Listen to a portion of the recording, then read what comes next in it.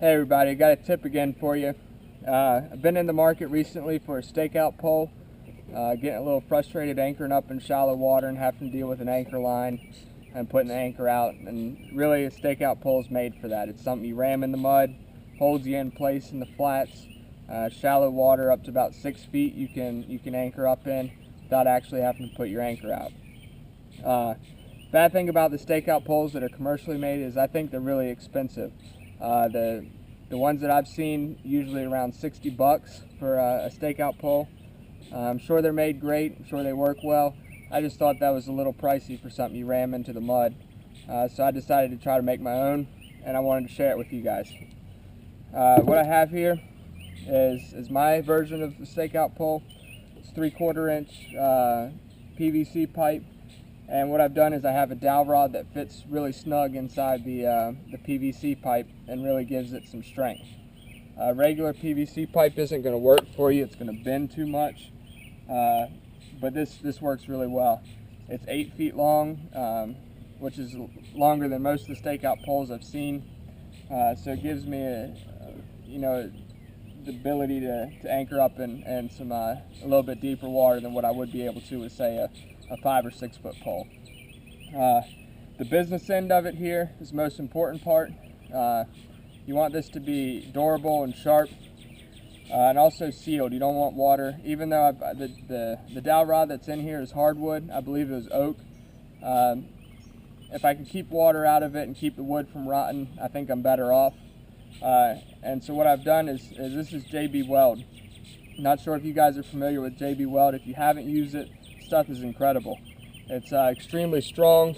It's hard. This isn't soft at all. It's pretty rigid, and it's very durable. Basically, it's a 2-part epoxy, and what I did is I left a little piece of the dowel rod sticking out on the end of it, and I went back and took a knife and shaped that down to almost a point, and then I covered it in JB Weld. While the JB Weld was drying, I hung the stakeout pole upright like that, and it allowed the JB Weld to drip down the front of it and kind of make a point there for me. Stuff is incredible. Like I said, you can't mash this point in. It's reinforced with the dowel rod that's in there. JB Weld's some strong stuff. Like I said, inside the pole I have an oak dowel rod, and in there I've done several screws through the dowel rod, and the reason that they're at all different angles like this is because what this does is it pushes from some angles and pulls from others, and it allows the dowel rod to basically be suspended in there and rigid where it's not going to flex that much. Without the dowel rod, the pipe would flex too much and it wouldn't work for anchoring. I haven't had any problems with this. I've used it a ton. Makes a good hold. It does flex a little bit, probably a little more than the commercial brands do, but from what I see and from my uses, it works perfect for me, and I've had it in some wind and some pretty strong currents. So down at the other end, I got the handle for it, and it's just a T adapter for PVC and some caps on the end of it. Now you might notice what I've done here is I put a 1/4 inch bolt that comes up through the handle, and what I think is pretty cool about this is I can use this as another attachment point for my camera when I'm filming. The tripod mount fits right on there. Any camera that has a tripod mount will most of them screw into a 1/4 inch thread.